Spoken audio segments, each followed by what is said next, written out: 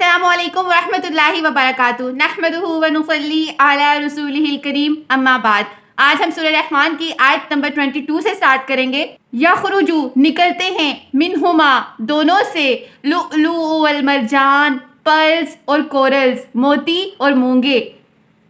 پچھلی آیت میں ہم نے دیکھا تھا کہ دو سمندر ایک جنگ کی سچویشن میں ہیں، دونوں زور سے ایک دوسرے کے ساتھ ٹکراتے ہیں لیکن اپنی لمٹس کراس نہیں کرتے، اپنی اپنی حد میں رہتے ہیں اور اللہ تعالیٰ نے ان کو ہولڈ کر کے رکھا ہوا ہے۔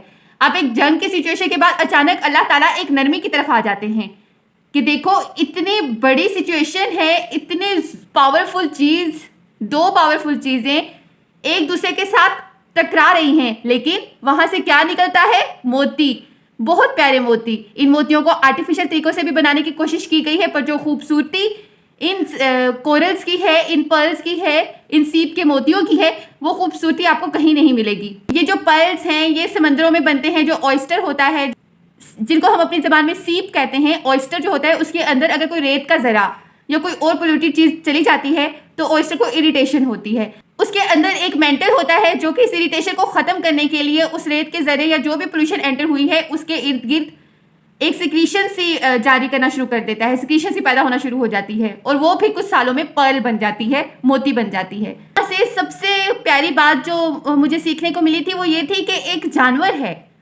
ایک سی اینیمل ہی ہے نا، تو اس کو ایک تکلیف ہوئی، اس سے اپنی تکلیف، اپنی اریٹیشن، اپنی پین ختم کرنے کے لیے ارد گرد کے ماحول کو پلیوٹ نہیں کیا، ارد گرد کے ماحول کو خراب نہیں کیا، ٹاکسک نہیں کیا، بلکہ اتنے پیارے پیارے موتی بنانا شروع کر دیے۔ یعنی اگر ہم کسی مصیبت میں ہیں، ہم کسی تکلیف میں ہیں، ہمیں تو اللہ تعالیٰ پر ایمان بھی ہے نا کہ ہماری تقدیر میں وہ لکھا تھا، تو ہم کیسے کوئی بین کر کے اپنے ارد گرد کے ماحول کو خراب کر سکتے ہیں؟ کبھی کوئی تکلیف ہو تو صرف اللہ تعالیٰ کے سامنے گر گڑائیں، اپنے باقی دوستوں، اپنے رشتہ داروں اور کسی کے آگے بھی رونے دھونے کا کوئی فائدہ نہیں ہوتا، کیونکہ الٹیمیٹلی ہماری جو بھی پین ہے، جو بھی ہماری آزمائش ہے وہ اللہ تعالیٰ کی طرف سے ہے اور وہ اللہ تعالیٰ نے ہی ٹالنی ہے۔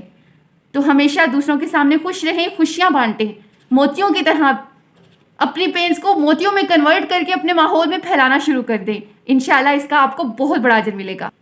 دوسری بات جو اس آیت سے سیکھنے کو ملی تھی وہ یہ تھی کہ جنگ کی سچویشن ہے، اتنا ٹاکسک ماحول ہے، وہ سمندر آپس میں ٹکرا رہے ہیں لیکن اس کے باوجود وہاں پر ایک اتنی نازک سی چیز سیف ہے، وہاں سے موتی بن رہے ہیں، اتنے منو پانی کے نیچے موتی دب کے ٹوٹتے نہیں بلکہ وہاں سے اللہ تعالیٰ ان کو بنا کے خوبصورت فارم میں باہر لے کے آتے ہیں۔ دو الگ مزاج کی چیزیں مل رہی ہیں، جنگ میں ہیں، پھر بھی فائدہ حاصل ہو رہا ہے۔ یہ قدرت پہ صرف اللہ تعالیٰ کی ذات کو حاصل ہے۔ ہمارے ہاں لڑائی جھگڑوں میں، جنگوں میں اکثر معصوم لوگوں کے بھی قتل ہو جاتے ہیں، اکثر مسجدیں بھی شہید ہو جاتی ہیں، اکثر ہاسپٹل، اسکولز بھی تباہ ہو جاتے ہیں۔ جنگ کرتے ہوئے انسان کے پاس یہ اختیار نہیں ہے کہ ہم دشمن کے ساتھ معصوم لوگوں کو بچا لیں، ایسا نہیں ہوتا۔ ہم جب بھی دشمن کے اوپر میزائل فائر کرتے ہیں تو اس کے ساتھ سویلینز اور معصوم لوگ بھی مارے جاتے ہیں، لیکن اللہ تعالیٰ کے پاس کتنی بڑی قدرت ہے کہ اس نے اتنی پاورفل چیزوں کو اپنے کنٹرول میں رکھا ہوا ہے اور اس کے ساتھ ساتھ اتنی لطیف، اتنی نرم، اتنی خوبصورت چیزوں کو بھی وہیں پہ سنبھال کے رکھا ہوا ہے، وہ وہیں سے جنم لیتی ہیں۔ اس کے بعد اللہ تعالیٰ کہتے ہیں فَبِأَيِّ آلَاءِ رَبِّكُمَا تُكَذِّبَانِ، اے جن و انس، اس ذات نے جس نے ان دو سمندروں کو قابو میں کیا ہوا ہے اور وہاں سے موتی اور مونگے نکالتا ہے، وہاں سے پرلز اور کورلز نکلتے ہیں، کیا تم اس کے معجزوں کو ٹھکراؤ گے؟ کیا تم اس ذات کی قدرتوں کو اگنور کرو گے؟ کیا تم اس کی شاکنگ بلیسنگز کو اگنور کر لو گے؟ اور کتنی چیزوں کو اگنور کر لو گے؟ وہ ذات جس نے اتنے بڑے بڑے پانی کے ذخائر کو اپنے کنٹرول میں کیا ہوا ہے، اس کے لیے تم کیا چیز ہو؟ تم تو اس موتی سے بھی زیادہ نرم اور نازک ہو۔ اللہ تعالیٰ نے تمہارے ساتھ اگر ابھی نرمی کا معاملہ کیا ہوا ہے تو وہ اس کی اپنی شان، اپنی رحمت ہے، لیکن یاد رکھنا ایک وقت آئے گا جب تمہارا احتساب شروع ہوگا اور اس وقت تمہارے ساتھ کوئی نرمی نہیں برتی جائے گی۔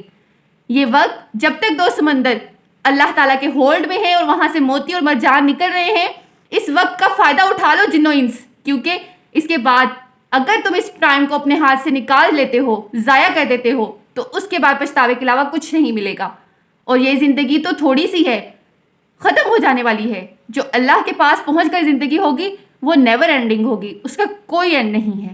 لا بشیء من نعمت ربنا نکذب ولک الحمد۔ یہ دو انسان ڈفرینٹ ہوتے ہیں، دونوں کو ایک دوسرے کے ساتھ نبھانا ہے۔ جو بھی ہمارے محرم رشتے اللہ تعالیٰ نے ہمیں دیے ہیں ان سب میں اختلافات ہوں گے، لیکن ہم نے ان اختلافات کے ساتھ ہی چلنا ہے، ایک دوسرے کے ساتھ چلنا ہے، اور یہ بیلنس ہم نے اللہ تعالیٰ کی بنائی ہوئی کائنات سے ہی سیکھنا ہے۔